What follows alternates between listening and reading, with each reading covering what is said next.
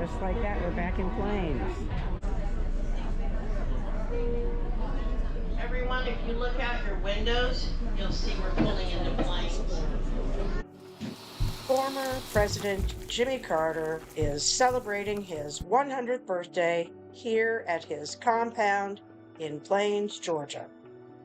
Let's celebrate the oldest living President of the United States with a wonderful tour of his hometown.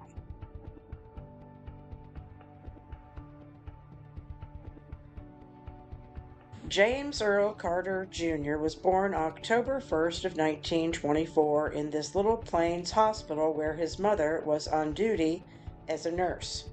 It made him the first American president to be born in a hospital.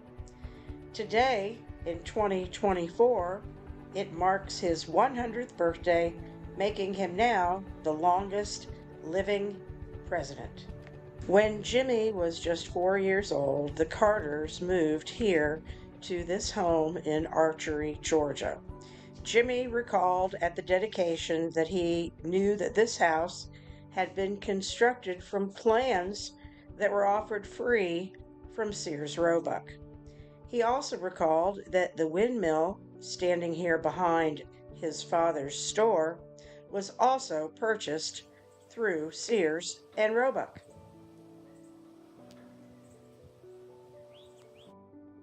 His father was a cotton and peanut farmer. He also owned a warehouse shipping store in downtown Plains. He operated this little store he called the commissary right on their property.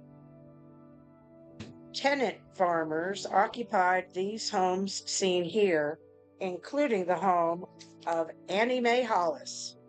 Annie Mae was a dear friend of the family and often kept the children while Miss Lillian worked as a nurse.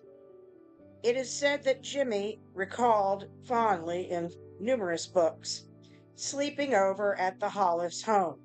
He would curl up in front of the old wood stove on the floor next to the African American, next to the black children.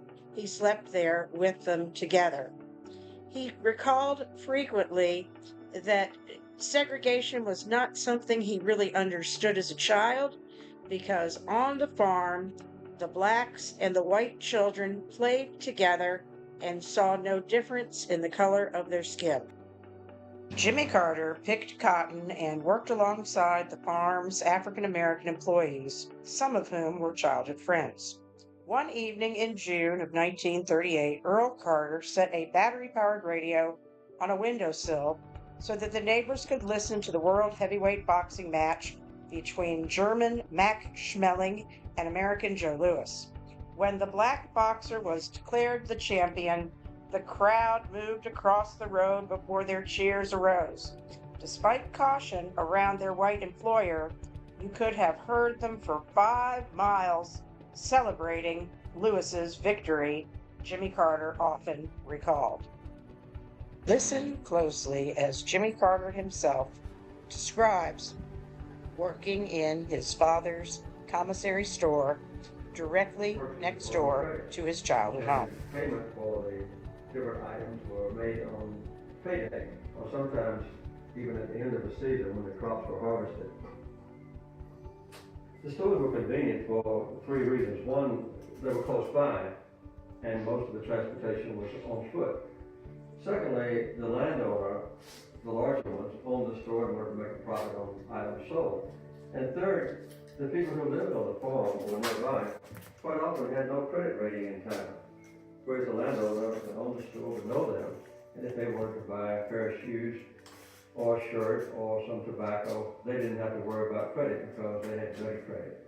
Since the landowner knew them well, and since the landowner knew that when he paid them for their work, he could collect the bill. This store was not kept open all the time, but it was open all day Saturday because that was the day for major purchases. That was the day when the workers were paid and when they paid off what they owed.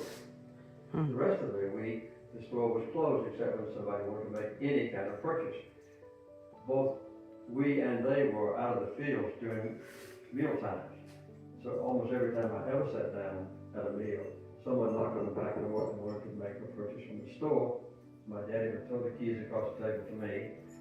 I would get up and miss part of the meal, walk out to the store, unlock it, sell 5 cents worth of chewing tobacco or a bottle of castor oil or 2 pounds of sugar, make a ticket, so when the person had bought something on credit, lock the store back up, and go back to our meal.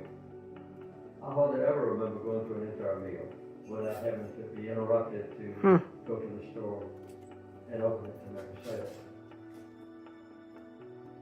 Interesting stuff. This is they didn't call it a mercantile. What did he call it? The Carter store. Commissary. They called it the commissary.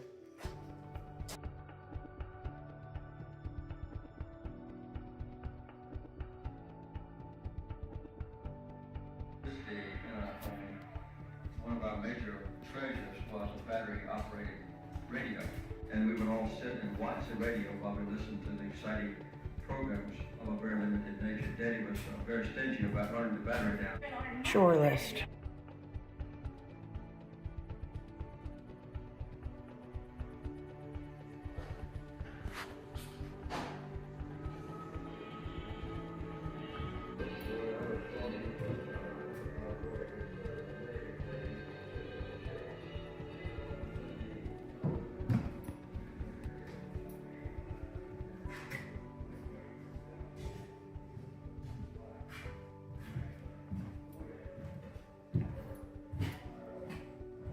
Jimmy's mother, Lillian, was very influential in his life. She was not prejudiced against the neighbors, and this influenced Jimmy's thoughts on segregation and discrimination. For extra household money, Jimmy's mother, Lillian, planted pecan trees that still stand next to the home. You can picture her here preparing food for the family. Jimmy often said they weren't wealthy, but they were never hungry. This stuff.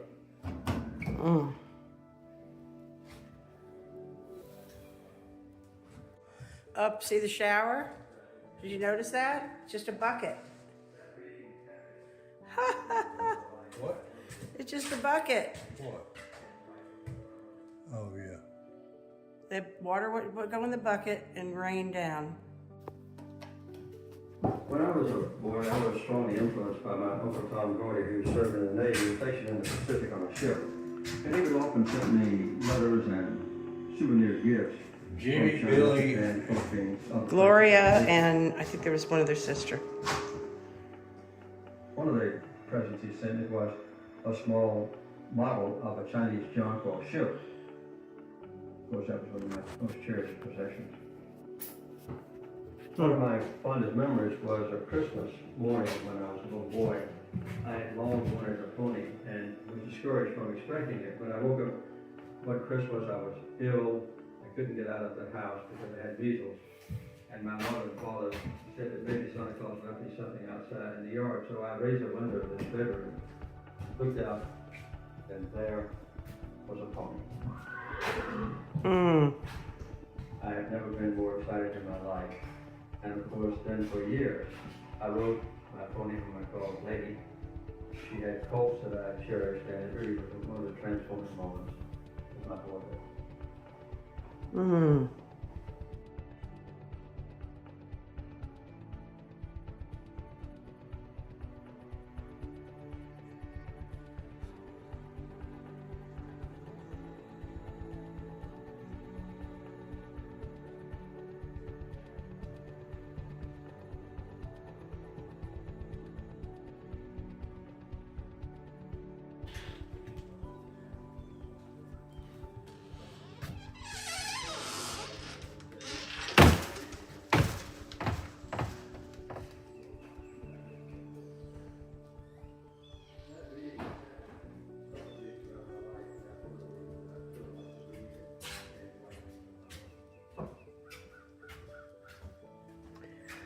Jimmy, Gloria, Ruth, and Billy. 4 children.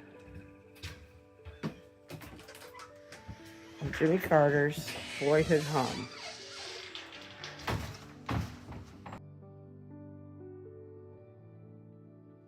Another fierce memory of Jimmy Carter's childhood is competing with his father on this homemade tennis court next to their farmhouse.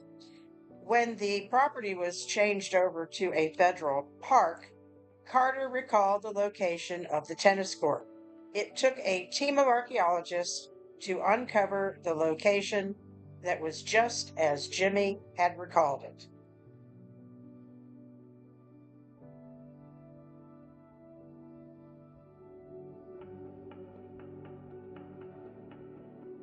Both Jimmy and Rosalind Smith Carter attended and graduated from Plains High School. The influential teacher there for Jimmy was Miss Julia Coleman. One of the last projects he did in her class was to construct a miniature White House. Jimmy Carter fell in love with Rosalind Smith on their first date. He came home and told his mother Lillian he had met the woman he would marry.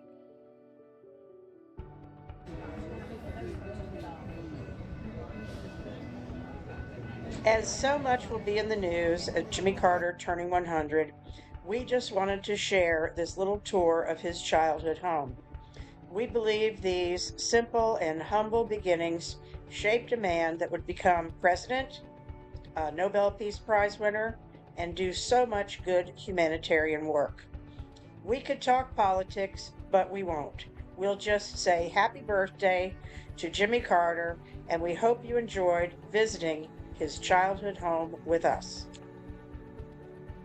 A lot of sand around. A lot of sand. So we're just sitting here on a bench, taking it easy. Is that a train coming? We are at the childhood home, the boyhood home of President Jimmy Carter. And Mark and I were just sitting here talking about how this place just has like an aura, a vibe. He learned hard work. He learned determination. There's a tennis court where he and his father would play tennis, so he learned some competition and life lessons that he went on to affect a change in the world, all from just scratching out a living in some dirt right here in, this is Archery, Georgia. Very cool place.